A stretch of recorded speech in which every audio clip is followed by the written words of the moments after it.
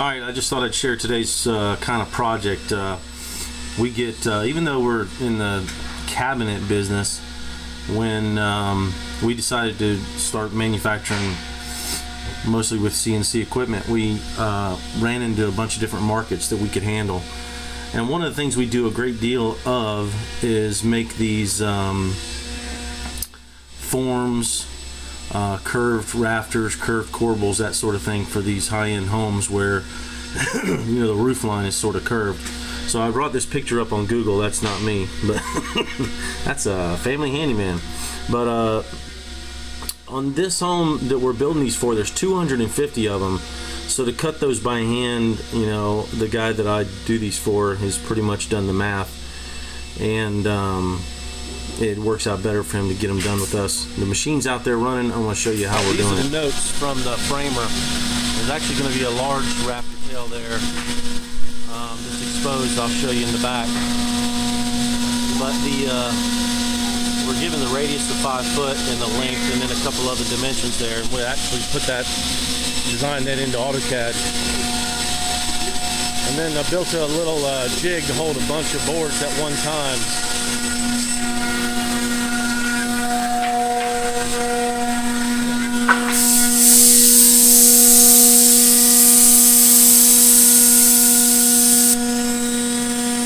All the blanks being cut, and ultimately this is what we're looking for. So first step is to cut everything to length using our upcut saw, so they'll set in the jig.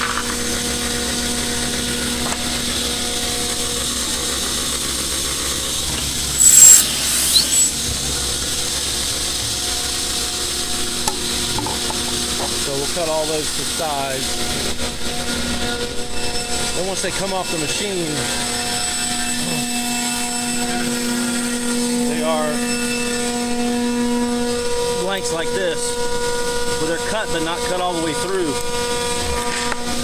And then we'll run them either through a planer or a sander.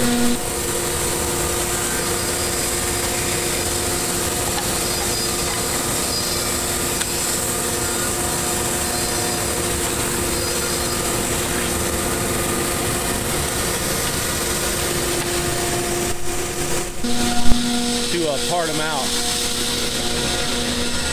Then once they're parted out, we actually have to take and rip it on the table saw. If I try to cut this with that little tail on there, it would have chewed up that little tail. So we cut it an inch wider than we need, and then we rip it down to size. And 250 of them. So here's a little furniture piece in progress, being painted, and we got a job the customers can't figure out what color they want to do, so we're in a holding pattern on finishing right now. We've got a huge set of cabinets that we built that's actually going to a antique refinisher. This was some wood that was reclaimed from a barn, and they milled it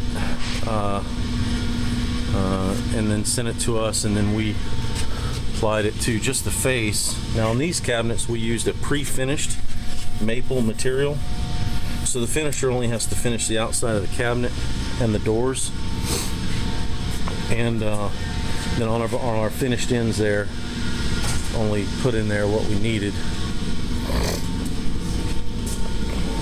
So view from this side here, you can see some of it's very, very rustic. Has some staining on it. This air section doesn't look so bad, but there's some areas like that. Just look. Anyway, I thought that's interesting. But here's the rest of the material that I got to cut into those pieces. We'll run 2 days straight of just cutting those parts. And then this massive pile of wood here is for those huge exposed rafter tails. Parts of this home, the same curve line exists, but they're huge rafters that are exposed. So we'll be taking probably another 3 days. So we'll have 5 days of machine time, and they'll have about $6,000 in just machine time. It ain't cheap, but apparently it's a lot quicker for them and supposedly a little more efficient, monetarily speaking. Here's some of those boards, those oak boards. You can see they, I imagine it's pretty old. I don't know how old it is. These are some huge corbels that go on under the eaves of houses. There's 4 of them there, and we actually make this stuff out of exterior grade MDF, and there's dowel holes all in the inside layers to line this up, and we bond it together with Titebond 3, and then that gets painted, and it lasts forever. It's non-structural, but that's also one of the things that we do. That material comes in sheets, so it's easy to produce a lot of parts, although you do have to laminate it all together to get your thickness. See there, that thing is 6 inches wide. Anyway, that's just the other type of thing we produce.